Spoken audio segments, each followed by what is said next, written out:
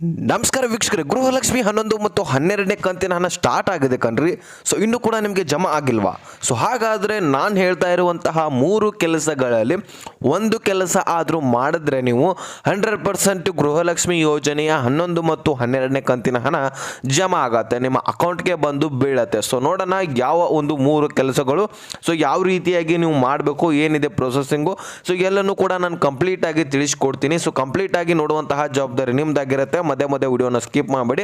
ಚಾನಲ್ಗೆ ಸಬ್ಸ್ಕ್ರೈಬ್ ಮಾಡಿಲ್ಲ ಅಂದ್ರೆ ಬೇಗನೆ ಸಬ್ಸ್ಕ್ರೈಬ್ ಮಾಡ್ಕೊಳ್ಳಿ. ವಿಡಿಯೋಕ್ಕೆ ಒಂದು ಲೈಕ್ ಕೊಟ್ಬಿಟ್ಟು ವಿಡಿಯೋನ ನೋಡಲಿಕ್ಕೆ ಸ್ಟಾರ್ಟ್ ಮಾಡಿ. ಈಗ ನಾನು ಡೈರೆಕ್ಟ್ ಆಗಿನೇ ಟಾಪಿಕ್ಗೆ ಬಂದುಬಿಡ್ತೀನಿ. ಇನ್ನೊಂದು ಸಾರಿ ಹೇಳ್ತಾ ಇದ್ದೀನಿ, ಮಧ್ಯೆ ವಿಡಿಯೋನ ಸ್ಕಿಪ್ ಮಾಡಿದ್ರೆ ಸೊ ಏನೂ ಕೂಡ ಮಾಹಿತಿ ಅರ್ಥ ಆಗಲ್ಲ. ಒಂದು ಸಾರಿ ಪೂರ್ತಿಯಾಗಿ ಕಂಪ್ಲೀಟಾಗಿ ಕ್ಲಿಯರ್ ಆಗಿ ಅರ್ಥ ಮಾಡ್ಕೊಂಡ್ಬಿಡಿ, ಓಕೆನಾ? ಸೊ ಈಗ ಟಾಪಿಕ್ಗೆ ಬಂದುಬಿಡೋಣ. ಇಲ್ಲಿ ನೋಡಿ, ಮೊದಲನೇ ಒಂದು ರೂಲ್ಸ್ ಏನಪ್ಪ ಅನ್ನೋಕ್ಕಿಂತ ಮುಂಚೆ ಈಗಾಗಲೇ ಗೃಹಲಕ್ಷ್ಮಿ ಯೋಜನೆಗೆ ವೇಟ್ ಮಾಡಿ ಸಾಕಾಗಿಬಿಟ್ಟಿದೆ, ಹೌದಲ್ವಾ? ಸೊ ಹಾಗಾದರೆ ಈ ಒಂದು 3 ರೂಲ್ಸ್ಗಳಲ್ಲಿ 3 ಹೊಸ ಕೆಲಸಗಳಲ್ಲಿ ಯಾವ ಕೆಲಸಗಳನ್ನು ಇಂಪಾರ್ಟೆಂಟ್ ಆಗಿ ನೀವು ಮಾಡಬೇಕು ಅನ್ನೋದನ್ನು ನಾನು ಒಂದೊಂದಾಗಿ ತಿಳಿಸ್ತಾ ಹೋಗ್ತೀನಿ. ಈ ಮೊದಲನೇ ಕೆಲಸ ಈ ರೀತಿಯಾಗಿ ನೋಡಿ, ನೀವು ಮೊದಲನೇದಾಗಿ ಏನು ಮಾಡಬೇಕಪ್ಪ ಅಂದರೆ ನೋಡಿ, ಒಂದನೇ ಕೆಲಸ ಬಹಳ ಇಂಪಾರ್ಟೆಂಟ್ ಆಗಿರುವಂತಹ ಮಹತ್ವದ ಕೆಲಸ ವೀಕ್ಷಕರೇ. ಸೊ ನೀವು ಗೃಹಲಕ್ಷ್ಮಿ ಯೋಜನೆಗೆ ಅರ್ಜಿಯನ್ನು ಸಲ್ಲಿಸುವಾಗ ಯಾವ ಒಂದು ಡಾಕ್ಯುಮೆಂಟ್ಸ್ಗಳನ್ನು ತೆಗೆದುಕೊಂಡು ಹೋಗಿರ್ತೀರ ನೋಡಿ, ಸೊ ಆ ಒಂದು ಡಾಕ್ಯುಮೆಂಟ್ಸ್ಗಳನ್ನು ತೆಗೆದುಕೊಳ್ಬೇಕಾಗತ್ತೆ. Aadhaar card, rations card, bank passbook, ಈ ಒಂದು ಕಾರ್ಡುಗಳನ್ನು ತೆಗೆದುಕೊಂಡು ಹೋಗಿ ನಿಮ್ಮ ತಾಲೂಕಿನಲ್ಲಿರುವಂತಹ ಅಥವಾ ಜಿಲ್ಲೆಯಲ್ಲಿರುವಂತಹ ಮಹಿಳಾ ಮತ್ತು ಮಕ್ಕಳ ಕಲ್ಯಾಣ ಇಲಾಖೆಗೆ ಹೋಗಿ ನೀವು ಸಬ್ಮಿಟ್ ಮಾಡಬೇಕಾಗತ್ತೆ. ಸಬ್ಮಿಟ್ ಮಾಡಿ ಅಷ್ಟೇ ಬಿಡೋದಲ್ಲ, ಸೊ ನೀವು ಕೇಳಬೇಕಾಗತ್ತೆ, ಡಾಕ್ಯುಮೆಂಟ್ಸ್ಗಳು ಎಲ್ಲವೂ ಕೂಡ ಕ್ಲಿಯರ್ ಇದಾವೆ ಸರ್, ಆದರೂ ಸಹಿತ ಹಣ ಜಮಾ ಆಗ್ತಾ ಇಲ್ಲ. ಸೊ ಅವರಂತರೂ ಹಾಕ್ತಾ ಇದ್ದಾರೆ. ಈಗಾಗಲೇ ಕೆಲವೊಂದಿಷ್ಟು ಫಲಾನುಭವಿಗಳಿಗೆ ಜಮಾ ಆಗಿರುವಂಥದ್ದು ನಿಜ. ಸೊ ಈಗಾಗಲೇ ಕಮೆಂಟಲ್ಲಿ ಕೂಡ ಬಹಳಷ್ಟು ಜನರು ಕಮೆಂಟ್ ಮಾಡ್ತಾ ಇದ್ದಾರೆ, ಸರ್ ಜಮಾ ಆಗ್ತಾ ಇದೆ ಅಂತ. ಈಗಾಗಲೇ ಯಾರು ಮೊದಲು ಫೇಕ್ ನ್ಯೂಸ್ ಅಂತ ಇದ್ರು, ಸೊ ಅವರೇ ಹೇಳ್ತಾ ಇರುವಂಥದ್ದು ಈಗ ಜಮಾ ಆಗ್ತಾ ಇದೆ ಅಂತ. ಸೊ ಎಲ್ಲರೂ ಕೂಡ ಜಮಾ ಆಗ್ತಾ ಇದೆ ಅಂತ ಹೇಳ್ತಾ ಇದ್ದಾರೆ. ಸೊ ಹಾಗಾದರೆ ಗೃಹಲಕ್ಷ್ಮಿ ಯೋಜನೆ ನಮ್ಗೆ ಯಾಕೆ ಬರ್ತಾ ಇಲ್ಲ ಅಂತ ಒಂದು ಸ್ವಲ್ಪ ಮಾಹಿತಿಯನ್ನು ಕೇಳ್ಕೋಬೇಕು. ಡಾಕ್ಯುಮೆಂಟ್ಸ್ಗಳನ್ನು ವೆರಿಫಿಕೇಶನ್ ಮಾಡ್ತಾರೆ ಅವರು. ವೆರಿಫಿಕೇಶನ್ ಮಾಡಿದ ತಕ್ಷಣ ಗೃಹಲಕ್ಷ್ಮಿ ಸ್ಟೇಟಸ್ ಕೂಡ ಚೆಕ್ ಮಾಡ್ತಾರೆ. ಚೆಕ್ ಮಾಡಿದ ತಕ್ಷಣ ಅಲ್ಲೇನಾದರೂ ಆದಾಯ ತೆರಿಗೆ ಕಟ್ಟುವವರು ಅಂತ ಏನಾದರೂ ಬರ್ತಾ ಇದ್ರೆ ಸೊ ಅದನ್ನು ತೆಗೆದುಹಾಕುವಂತಹ ಕೆಲಸವನ್ನು ಮಾಡ್ತಾರೆ. ಅಲ್ಲಿ ತಾಂತ್ರಿಕ ದೋಷದಿಂದ ಆ ರೀತಿ ಅಪ್ಡೇಟ್ ತೋರಿಸ್ತಾ ಇರುತ್ತೆ. ಸೊ ಅಂತಹ ಒಂದು ನೀವು ಆದಾಯ ತೆರಿಗೆ ಕಟ್ಟುವವರು ಅಂತ ಯಾರ್ಯಾರ್ದು ತೋರಿಸ್ತಾ ಇದೆ ನೋಡಿ, ಗೃಹಲಕ್ಷ್ಮಿ ಸ್ಟೇಟಸ್ ಚೆಕ್ ಮಾಡಿದ ತಕ್ಷಣ ಸೊ ಅವ್ರಿಗೆ ಯಾರಿಗೂ ಕೂಡ ಹಣ ಹೋಗಲ್ಲ. ಇದನ್ನು ಮೊದಲು ನೆನಪಿಟ್ಕೊಳ್ಳಿ, ಯಾರ ಖಾತೆಗೂ ಹಣ ಜಮಾ ಆಗಲ್ಲ. ಸೊ ಅದು ತಾಂತ್ರಿಕ ದೋಷದಿಂದ ತೋರಿಸ್ತಾ ಇರುತ್ತೆ. ಹಣ ಜಮಾ ಅಂದರೆ ಆದಾಯ ತೆರಿಗೆ ಕಟ್ಟುವವ್ರದಂತೂ ಆಯಿತು, ಕಟ್ಟದೇ ಇರೋರ್ದು ಕೂಡ ಇದೇ ರೀತಿಯಾಗಿ ತೋರಿಸ್ತಾ ಇರುತ್ತೆ. ಯಾಕಂದರೆ ಟೆಕ್ನಿಕಲ್ ಇಶ್ಯೂ, ತಾಂತ್ರಿಕ ದೋಷದಿಂದ ತೋರಿಸ್ತಾ ಇರುತ್ತೆ. ಸೊ ಈ ಒಂದು ಕೆಲಸವನ್ನು ನೀವು ಒಂದು ಸ್ಟೇಟಸನ್ನು ಚೆಕ್ ಮಾಡ್ತಾ ಇರೋರು ಎಲ್ಲ ಡಾಕ್ಯುಮೆಂಟ್ಸ್ಗಳನ್ನ ವೆರಿಫಿಕೇಷನ್ ಮಾಡಿಕೊಂಡು ನಿಮ್ಮದು ಕರೆಕ್ಟ್ ಇದ್ದ ತಕ್ಷಣ ನಿಮ್ಗೆ ಏನು ಮಾಡ್ತಾರೆ, ಒಂದು ಎಷ್ಟು ಹಣ ಬರಬೇಕಾಗಿದೆ ನೋಡಿ, ಸೊ ಇಂದು 2-3 ದಿನಗಳಲ್ಲಿ ಹಾಕ್ಕೊಡ್ತಾರೆ, ಓಕೆನಾ? ಸೊ ಇದಿಷ್ಟು ಕ್ಲಿಯರ್ ಆಗಿದೆ ಅಂತ ಅನ್ಕೋತೇನೆ. ಇನ್ನು ನೆಕ್ಸ್ಟ್ ಇನ್ನೊಂದು ಇಂಪಾರ್ಟೆಂಟ್, ಇದು ಕೂಡ ಮಹತ್ವ ಆಗಿರುವಂಥದ್ದು. ಸೊ ಇದು ಎಲ್ಲರಿಗೂ ಆಲ್ಮೋಸ್ಟ್ ಒಂದು ಸ್ವಲ್ಪ ಜನರಿಗೆ ಗೊತ್ತಿದೆ, ಆದರೆ ಇದರ ಬಗ್ಗೆ ಕ್ಲಾರಿಫಿಕೇಶನ್ ಇಲ್ಲ. ಸೊ ಹೇಗೆ ರೆಡಿ ಮಾಡಬೇಕು, ಇದನ್ನು ಎಲ್ಲಿ ಹೋಗಿ ಕೊಡಬೇಕು ಅನ್ನೋದು ಗೊತ್ತೇ ಇಲ್ಲ. ಇದು ದೃಢೀಕರಣ ಪತ್ರ ಕಣ್ರಿ. ಸೊ ದೃಢೀಕರಣ ಪತ್ರ ಅಂತೂ ನೀವು ಕೇಳಿರ್ತಾರ, ಸಾಕಷ್ಟು ಯೂಟ್ಯೂಬರ್ಸ್ಗಳು ಕೂಡ ಹೇಳಿದ್ದಾರೆ, ಇಲ್ಲಿ ಮಾಧ್ಯಮದಲ್ಲಿ ಕೂಡ ಮಾಹಿತಿಯನ್ನು ತಿಳಿಸ್ಕೊಟ್ಟಿದ್ದಾರೆ. ಆದರೆ ಇದು ನಿಜಾನೋ ಸುಳ್ಳು ಅನ್ನೋದು ನಿಮಗೆ ಕನ್ಫ್ಯೂಷನ್ ಇಲ್ಲಿದ್ರ. ಸೊ ಇದು ನಿಜ ವೀಕ್ಷಕರೇ, ಆದರೆ ಎಲ್ಲರೂ ಸಲ್ಲಿಸಬೇಕಂತೇನಿಲ್ಲ, ಇದನ್ನು ಎಲ್ಲರೂ ಕೂಡ ಸಲ್ಲಿಸಬೇಕಂತೇನಿಲ್ಲ. ಸುಮಾರು 10 ಕಂತುವರೆಗೂ ಕೂಡ 9ರಿಂದ 10 ಕಂತುಗಳು ಯಾರಿಗೆ ಬಂದಿದ್ದಾವೆ ನೋಡಿ. ಸೊ ಅವ್ರು ಯಾರೂ ಕೂಡ ಈ ಒಂದು ದೃಢೀಕರಣ ಪತ್ರವನ್ನು ಸಲ್ಲಿಸುವಂತಹ ಅವಶ್ಯಕತೆ ಇಲ್ಲ. ಇಲ್ಲಿ 5ನೇ ಕಂತು, 6ನೇ ಕಂತು ಅಥವಾ 7ನೇ ಕಂತಿಗೆ ವೇಟ್ ಮಾಡಿ, ಅಂದರೆ ಅಲ್ಲಿಗೇ ಸ್ಟಾಪ್ ಆಗಿಬಿಟ್ಟಿರುತ್ತೆ. ಮತ್ತು ಇಲ್ಲಿ ಗೃಹಲಕ್ಷ್ಮಿ ಯೋಜನೆಯ ಸ್ಟೇಟಸ್ ಚೆಕ್ ಮಾಡ್ಕೊಳ್ಳಿ. ಪ್ರತಿಯೊಬ್ಬರೂ ಕೂಡ ಈ ಒಂದು ಗೃಹಲಕ್ಷ್ಮಿ ಯೋಜನೆಯ ಸ್ಟೇಟಸನ್ನು ಚೆಕ್ ಮಾಡ್ಕೊಳ್ಳಿ.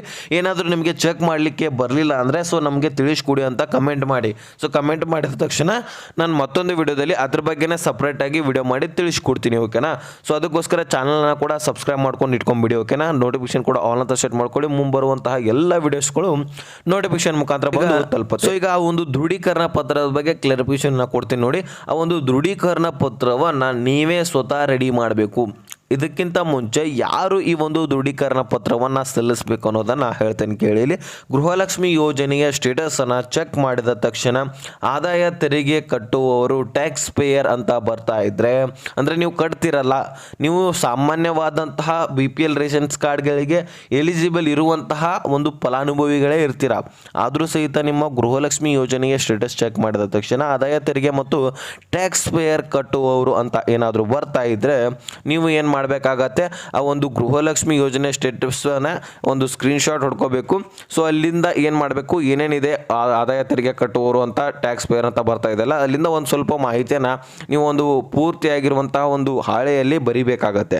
ಸೊ ನೀವೇ ಸ್ವತಃ ಬರೀರಿ ಅಥವಾ ಟೈಪ್ ಮಾಡಿಸ್ಕೊಳ್ಳಿ. ಒಂದು ನಿಮ್ಮ ಆನ್ಲೈನ್ ಸೆಂಟರ್ಗಳಿಗೆ ಹೋಗಿ, ನಿಮ್ಮ ಮನೆ ಹತ್ತಿರ ಬರುವಂತಹ ಆನ್ಲೈನ್ ಸೆಂಟರ್ಗಳಿಗೆ ಹೋಗಿ ಬರೆಸಬೇಕಾಗತ್ತೆ. ನಾವು ಈ ರೀತಿಯಾಗಿ ಗೃಹಲಕ್ಷ್ಮಿ ಯೋಜನೆ ಸ್ಟೇಟಸ್ ಚೆಕ್ ಮಾಡಿದ್ದೀವಿ, ನಾವು ಯಾವುದೇ ರೀತಿಯಾದಂತಹ ಒಂದು ಆದಾಯ ತೆರಿಗೆಯನ್ನು ಕಟ್ಟಲ್ಲ, ನಾವು ಟ್ಯಾಕ್ಸ್ ಪೇಯರ್ ಮಾಡಲ್ಲ, ಆದರೂ ಸಹಿತ ಈ ರೀತಿ ಬರ್ತಾ ಇದೆ ತಾಂತ್ರಿಕ ದೋಷದಿಂದ, ಇದನ್ನು ಸಾಲ್ವ್ ಮಾಡಿಕೊಡಿ ಅಂತ ನೀವೇನು ಮಾಡಬೇಕು, ಆ ಒಂದು ಪತ್ರದಲ್ಲಿ ಬರೆದು ಮುಖ್ಯಸ್ಥೆಯ ಸಿಗ್ನೇಚರ್ ಮಾಡಿಕೊಂಡು ಆ ಒಂದು ಪತ್ರವನ್ನು ನಿಮ್ಮ ಒಂದು ತಾಲೂಕಿನಲ್ಲಿರುವಂತಹ ಅಥವಾ ಜಿಲ್ಲೆಯಲ್ಲಿರುವಂತಹ ಮಹಿಳಾ ಮತ್ತು ಮಕ್ಕಳ ಕಲ್ಯಾಣ ಇಲಾಖೆಗೆ ಸಬ್ಮಿಟ್ ಮಾಡಬೇಕು.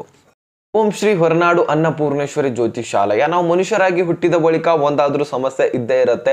ಪ್ರೀತಿಯಲ್ಲಿ ಕಿರಿಕಿರಿ, ಮದುವೆಯಲ್ಲಿ ಸಮಸ್ಯೆ, ಗಂಡ ಹೆಂಡತಿಯ ಜಗಳ, ಅತ್ತೆ ಸೊಸೆಯ ಜಗಳ, ಶತ್ರುವಿನ ನಾಶ, ಮಹಿಳೆಯರ ಗುಪ್ತ ಸಮಸ್ಯೆಗಳು, ಸಾಕಷ್ಟು ಹಲವಾರು ಸಮಸ್ಯೆಗಳಿರ್ತವೆ. ಈ ಒಂದು ಎಲ್ಲ ಸಮಸ್ಯೆಗಳಿಗೆ ಇಲ್ಲಿ ಗುರೂಜಿ ಅವರು, ವೇದಾಂತ್ ಶರ್ಮಾ ಇವರ ಹೆಸರು. ಸೊ ಇಲ್ಲಿ ಸ್ಕ್ರೀನ್ ನಲ್ಲಿ ಕಾಣ್ತಾ ಇರುವಂತಹ ನಂಬರ್ಗೆ ಕರೆ ಮಾಡಿ ನಿಮ್ಮ ಒಂದು ಸಮಸ್ಯೆಗಳಿಗೆ ವಿಶೇಷವಾದಂತಹ ಪರಿಹಾರವನ್ನ ಪಡೆದುಕೊಳ್ಳಿ.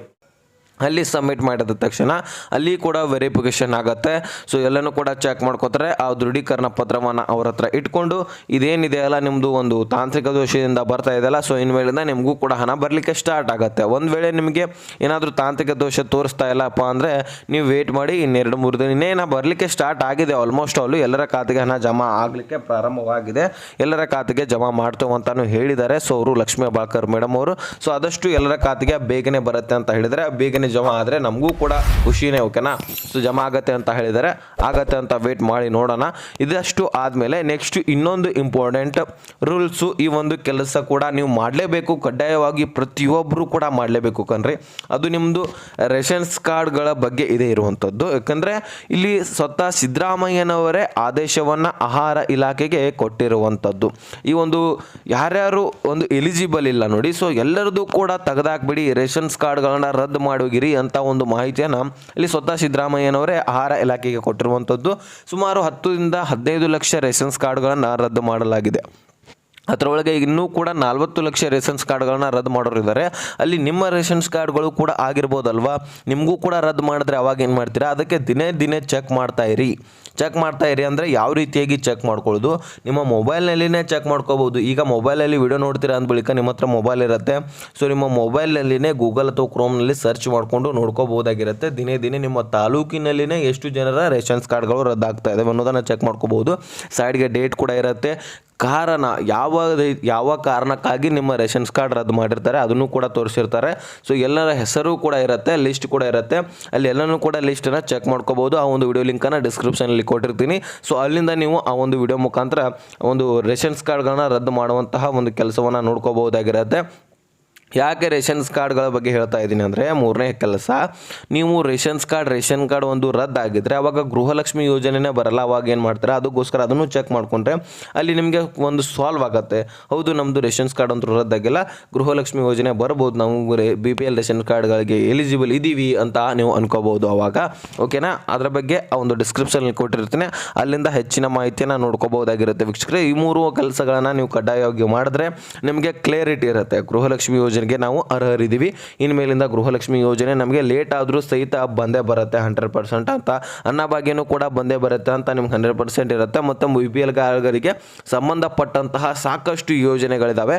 ಸೊ ಎಲ್ಲ ಯೋಜನೆಗಳಿಗೆ ನೀವು ಎಲಿಜಿಬಲ್ ಇರ್ತೀರಾ. ನಿಮ್ಗೆ ಗೊತ್ತಿರ್ಬೋದು, BPL ರೇಷನ್ಸ್ ಕಾರ್ಡ್ಗಳಿಗೆ ಸಾಕಷ್ಟು ಯೋಜನೆಗಳಿದ್ದಾವೆ. PM ಕಿಸಾನ್ ಇದೆ, PM ವಿಶ್ವಕರ್ಮ ಇದೆ, ಮತ್ತು ಇಲ್ಲಿ ಆಯುಷ್ಮಾನ್ ಕಾರ್ಡ್ ಅಂತೂ ಹೇಳಲೇಬೇಡಿ. ಆಯುಷ್ಮಾನ್ ಕಾರ್ಡ್ 5 ಲಕ್ಷದವರೆಗೂ ಕೂಡ ನೀವು ಆಸ್ಪತ್ರೆಯಲ್ಲಿ ಉಚಿತ ಚಿಕಿತ್ಸೆಯನ್ನು ಪಡಿಬೋದಾಗಿರುತ್ತೆ. ಸೊ ಅದಕ್ಕೆ ಆಯುಷ್ಮಾನ್ ಕಾರ್ಡ್ ಬಗ್ಗೆನೂ ಕೂಡ ಸಾಕಷ್ಟು ಫಲಾನುಭವಿಗಳಿಗೆ ಗೊತ್ತಿಲ್ಲ. ಸೊ ಅದ್ರ ಬಗ್ಗೆನೂ ಕೂಡ ನಿಮ್ಗೆ ಮಾಹಿತಿ ಬೇಕಾದರೆ ಮತ್ತೊಂದು ವಿಡಿಯೋದಲ್ಲಿ ತಿಳಿಸ್ಕೊಡ್ತೀನಿ. ಕಮೆಂಟ್ ಮಾಡಿ, ಮುಖ್ಯವಾಗಿ ಕಮೆಂಟ್ ಮುಖಾಂತರ ತಿಳಿಸಿ, ಅಥವಾ ಇನ್ಸ್ಟಾಗ್ರಾಮ್ ಲಿಂಕು ಡಿಸ್ಕ್ರಿಪ್ಷನಲ್ಲಿ ಇರುತ್ತೆ, ಅಲ್ಲಿಂದ ನನಗೆ ಡೈರೆಕ್ಟಾಗಿ ಮೆಸೇಜ್ ಮಾಡಿದ್ರೆ ನಿಮಗೆ ಪ್ರಾಬ್ಲಮನ್ನು ಸಾಲ್ವ್ ಮಾಡಿಕೊಡ್ತೀನಿ. ಅಲ್ಲೇ ನಾನು ನಿಮಗೆ ಮೆಸೇಜ್ ಮುಖಾಂತರ ತಿಳಿಸ್ಕೊಡ್ತೀನಿ. ಓಕೆನಾ? ಸೊ ಇದಿಷ್ಟು ಮಾಹಿತಿ ನಿಮಗೆ ಅರ್ಥ ಆಗಿದ್ರೆ ಲೈಕ್ ಮಾಡಿ, ನಿಮ್ಮ ಸ್ನೇಹಿತರಿಗೆ ಶೇರ್ ಮಾಡಿ, ಹಾಗೆ ಸಬ್ಸ್ಕ್ರೈಬ್ ಮಾಡಿ ಅಂತ ಹೇಳ್ತಾ ಮತ್ತೆ ಮುಂದಿನ ಮಾಹಿತಿ ಹಂಚ್ಕೋಣ. ಸೊ ಅಲ್ಲಿ ತನಕ ಬಾಯ್.